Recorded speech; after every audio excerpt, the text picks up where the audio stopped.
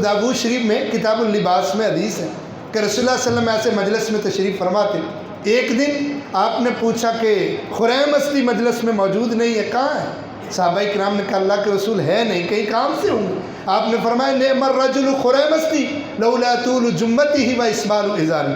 खुरैम अस्दी बंदा बाकमाल है मगर उसके बाल उसके कंधों से नीचे रहते हैं, ये दुरुस्त नहीं है। इस्लाम कंधों से नीचे बाल रखने को इजाज़त नहीं देता। हमारे यहाँ तो वली वो होता है जिसके बाल बड़े बड़े, हाँ सुन्नत है जुल्फ़ें रखना, बाल रखना, मगर कंधों से नीचे चले जाएं, इस्लाम इसको पसंद नहीं करता, नबी इसको पसंद नहीं करते। फरमाया अगर उसके बाल कंधों से नीचे ना हों तो नेमर रजुल, बंदा बड़ा कमाल का, और अगर उसकी शलवार टखनों से नीचे ना हो तो बंदा बड़ा कमाल का है। ये दो उसके अंदर खामी है।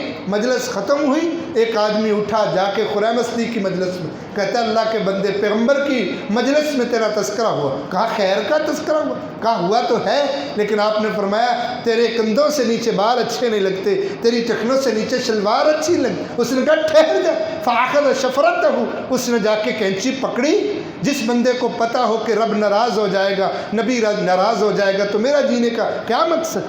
कैंची पकड़ी, फ़ाख़ज़ शफ़रतहू वक़त अशारहू इला उज़ुनई, बालों को फ़ौरन काट के कानों तक कर लिया। कहा वो बाल ही क्या करने जिससे नबी नाराज़ हो जाए, वो बाल मैंने रख के क्या करना, वो जुल्फ़ें क्या करूँगा?